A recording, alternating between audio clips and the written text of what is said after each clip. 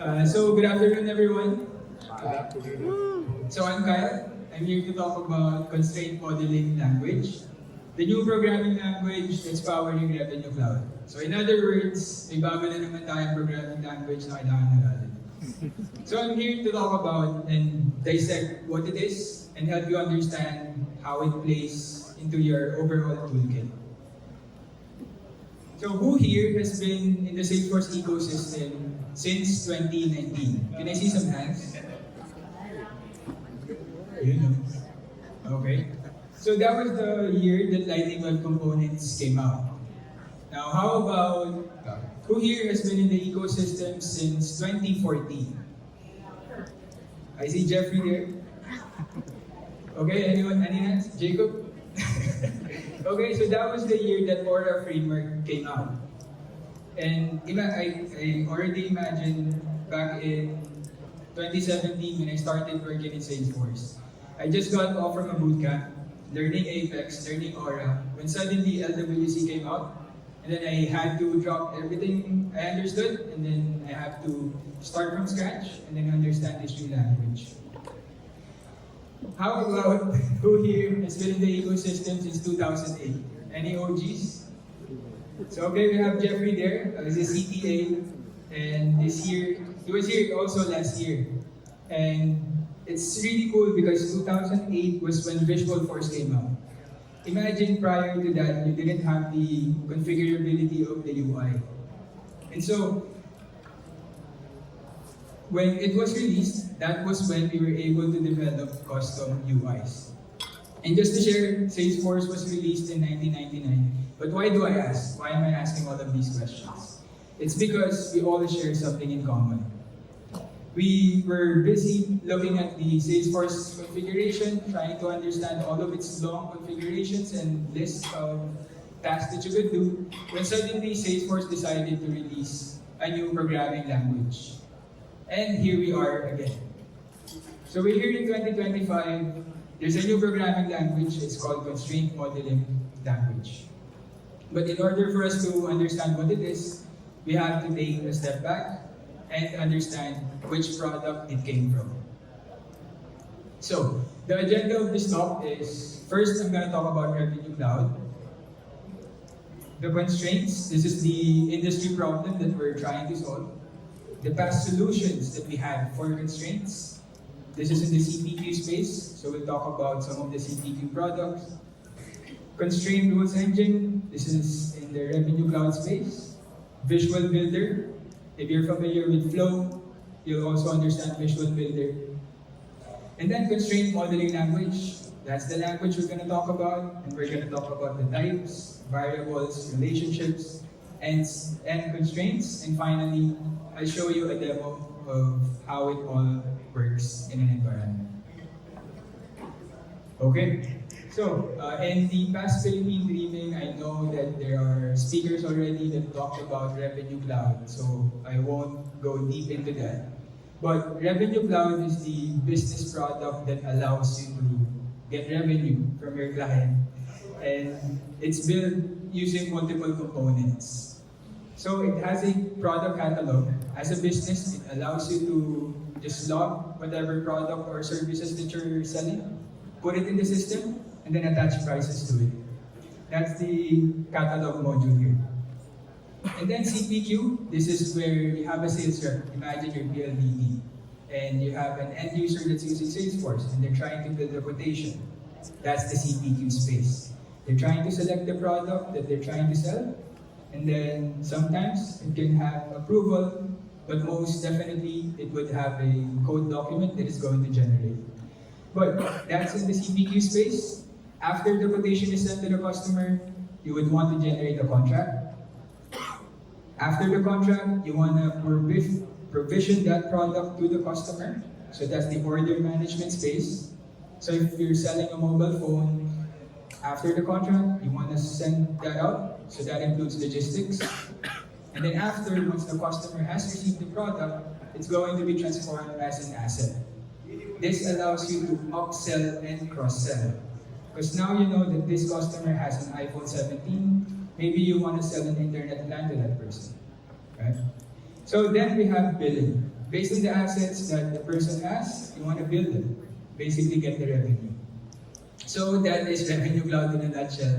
That's a quick introduction. But where does constraint modeling language come in? That is in the CPQ space, primarily in the configure deal. Without this, imagine if you're not able to generate a code. And it doesn't have the exact price, or it's not the valid combination. It would have an impact with your contracting, order provision, assets, and billing. So that is why it is essential. Okay, so this is a view of a code. So imagine yourself again as a Salesforce user, and you're logging into Salesforce and you're trying to generate a code. So I know it's too small, but this is a code page, and the sales user is trying to sell a mouse or a laptop, and it has a price. So it's automatically calculated. The sales rep can then apply discounts, or if you have some custom pricing for that customer, you can do it all in this area. But of course, as companies scale, they don't only sell mouse and laptops. They tend to have multiple products. So the issue with this is, as the number of products you sell increases, now it gets harder for the sales rep to do their job. Because they have so much combinations to memorize, and then you end up with an accurate code.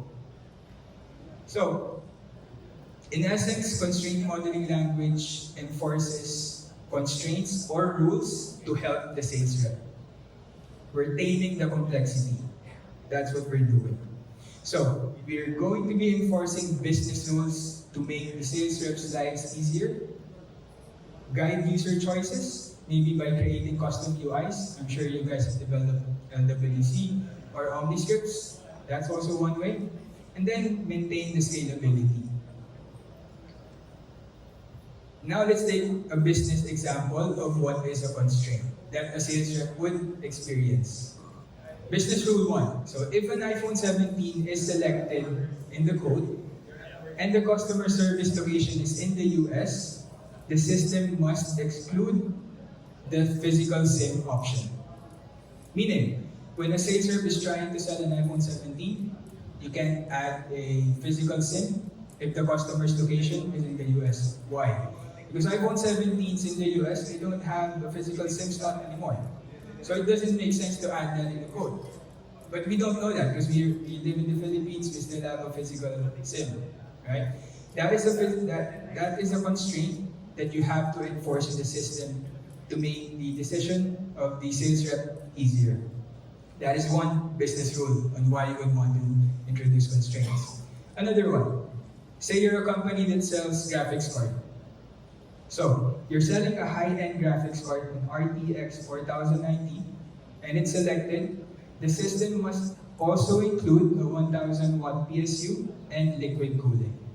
Because in order for that product to function, you have the subsidiary components so that it wouldn't heat up. So that is again another constraint that a sales rep must memorize.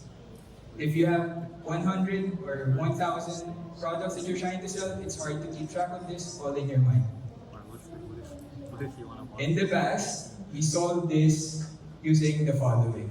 So, this is not a brand new solution that I'm talking about. This has been solved in the past. Prior to Revenue Cloud, we had Salesforce CPQ. So shout out to my team at Vestas. I know you guys are still using Salesforce CPQ. But in Salesforce CPQ, in order for you to enforce constraints, you would use option constraints and product rules. But in essence, that is the same. You're just setting up rules. Now for Velocity and the Stay CPQ, this is the predecessor of Revenue Cloud. How did you solve it? You would apply context rules, qualification rules, and advanced rules.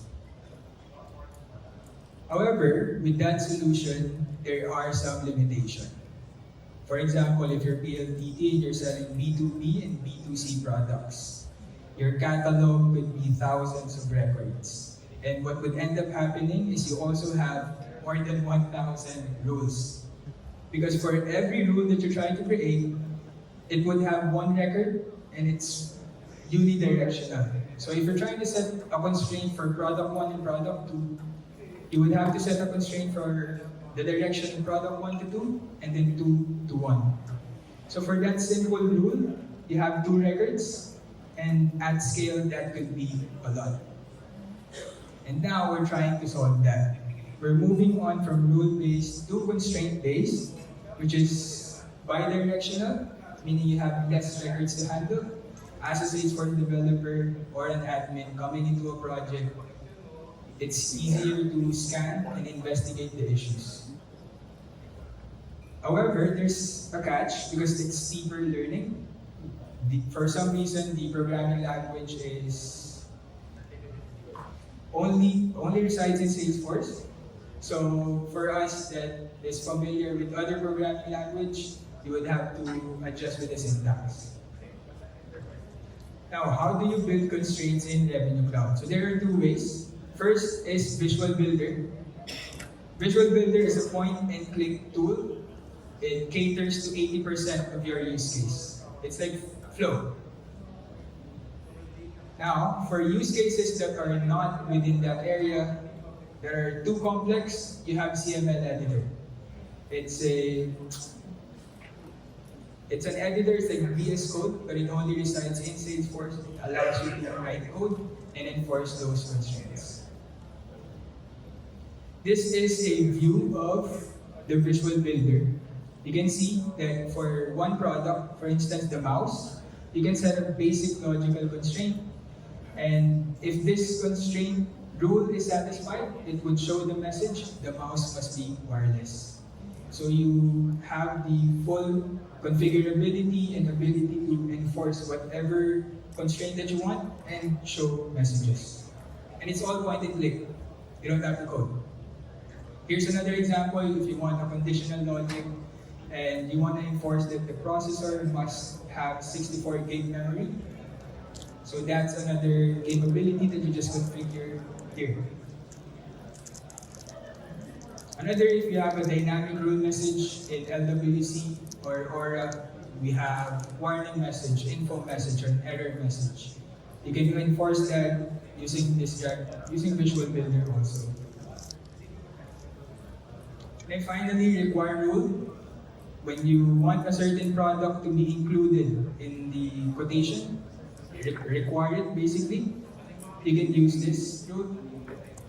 Now, if all of those tools that I mentioned does not fit, and you still have the problem at hand, now you have to resort to constraint modeling. So, what is CML? So CML is a domain-specific language. It only resides in Salesforce, so you have to really understand the syntax in order to read it. But what I really like about it is it's easy to read. Later on, I'll show you the actual code so that you can understand. It's a type-based structure, so it uses types. As an example, I have a snippet here. So we have a room, and within this room, there are certain attributes. You can set the color.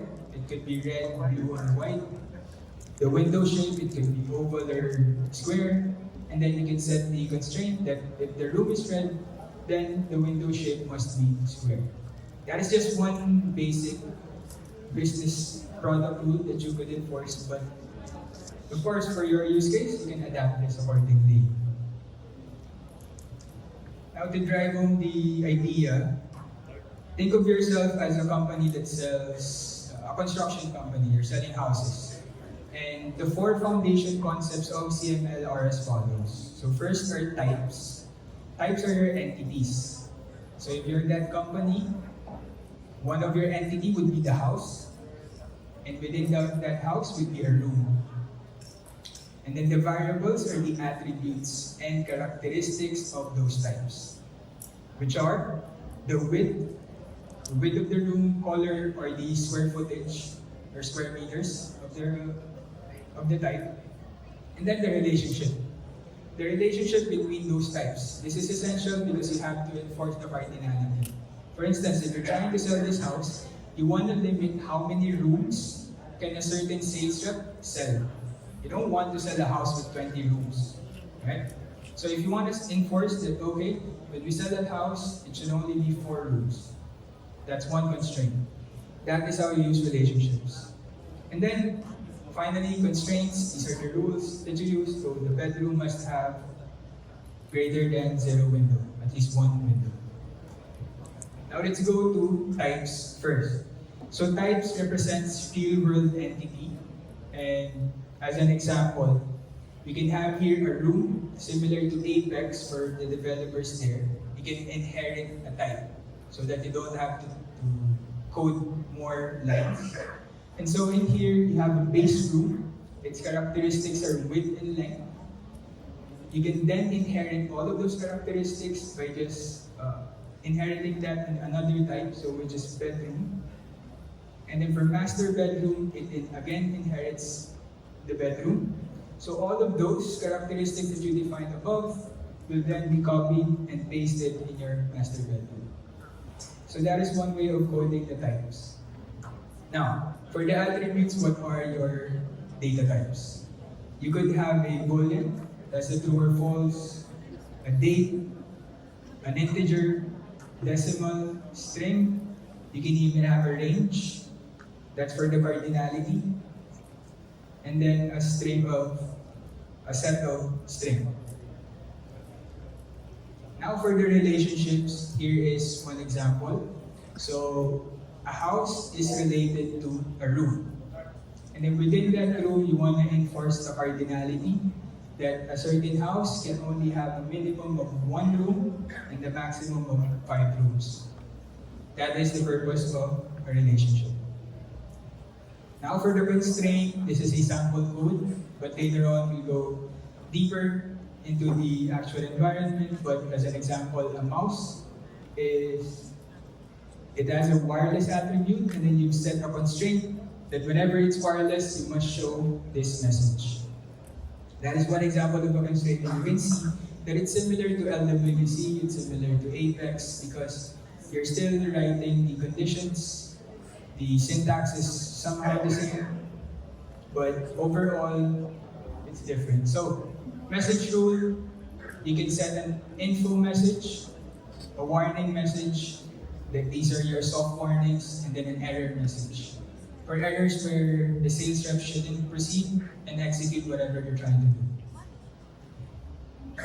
And what I really like about CML is, so within CML, you can't do DML, you can't do SOQL. Its main functionality is enforcing product constraints. But there are cases where you want Salesforce data to flow into CML and to be a factor in some of your product rules, right? And how are you going to do that? It has a functionality of using external variables via the context service. So anyone here that are using Revenue Cloud in their project, can I see some hands? Okay, so not much. So in Revenue Cloud, there is a concept of context service. It's like a wrapper. It's your middleware where you point one field to the other. So that is your way to flow Salesforce data into CML. Once you try to understand context service, this will be more easier to digest. As a reference, once you start using CML, these are your annotations. Similar to Apex, we have certain annotations such as add future, right, in LWC as well. And these are your, for revenue, for CML, it's context path, configurable, sequence, virtual, split. For the constraint syntax, you can enforce a constraint, you can require, and then you can exclude. And finally, you have rules and message. Okay, so now let's go to the actual environment and show how this works.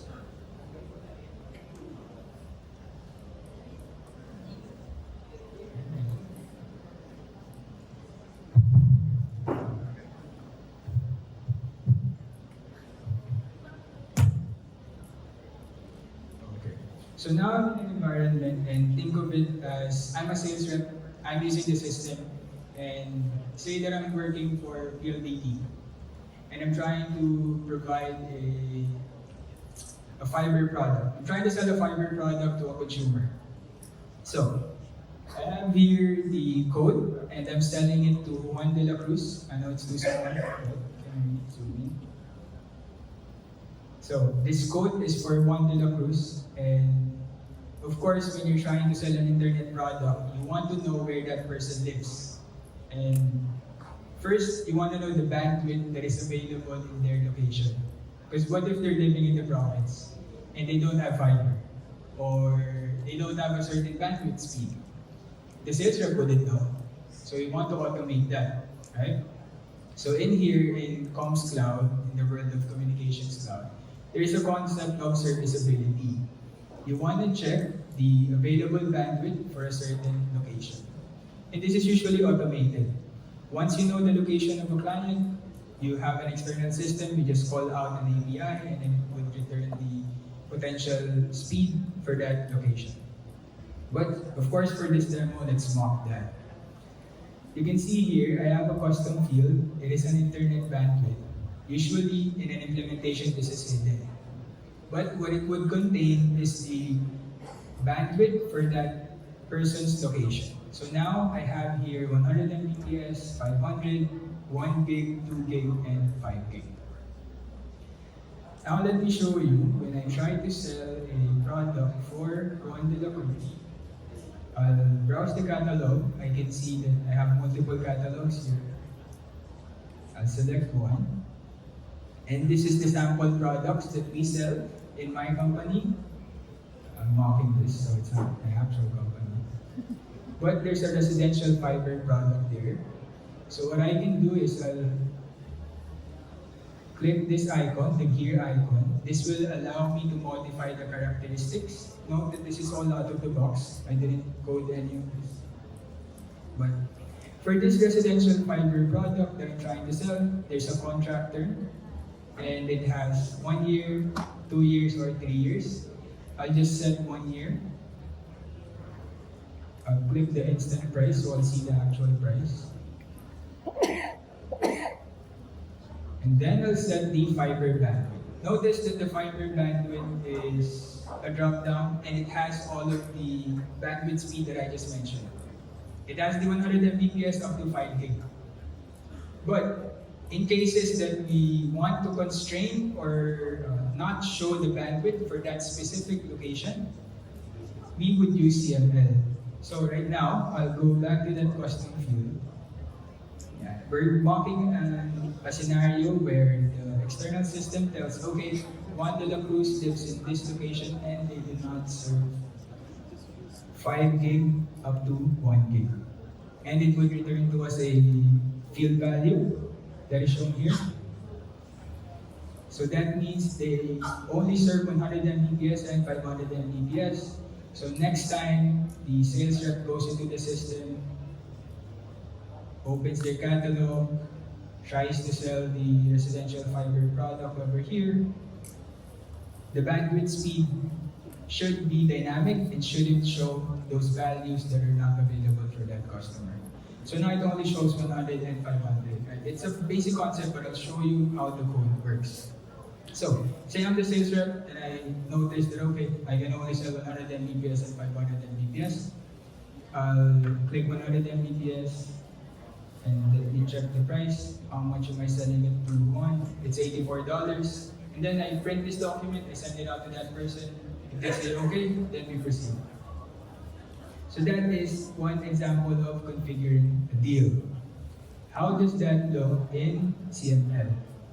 So this is in the design time, more of the developer and architect side.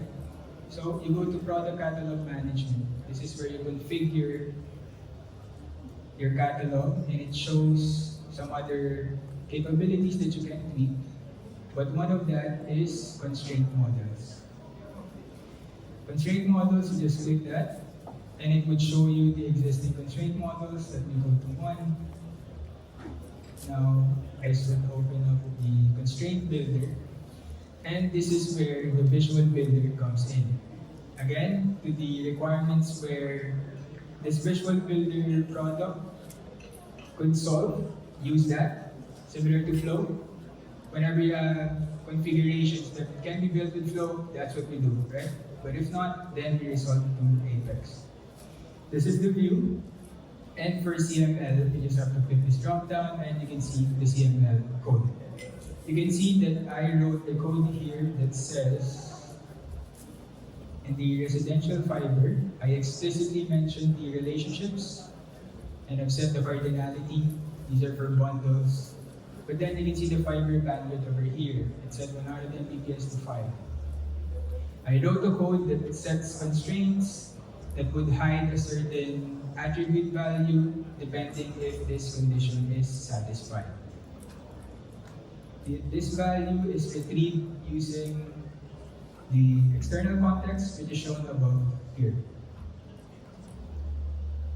And there is a lot to zoom in. So that is the external context over there, and it is being used in my conditions over here to hide and show the attribute values.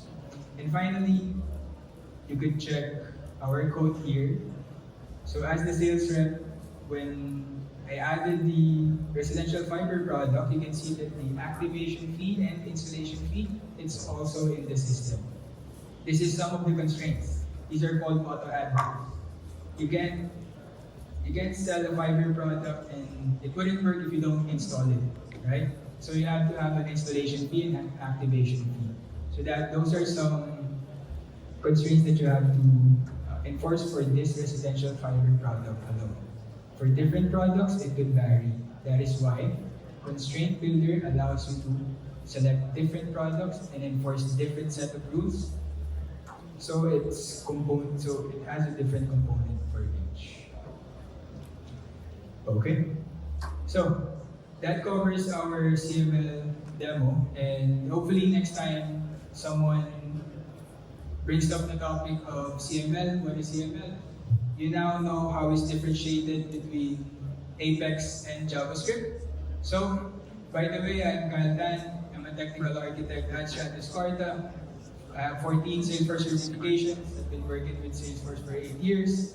And I'm a revenue cloud architect and targeting to take the CPA exam this year. So, thank you for listening.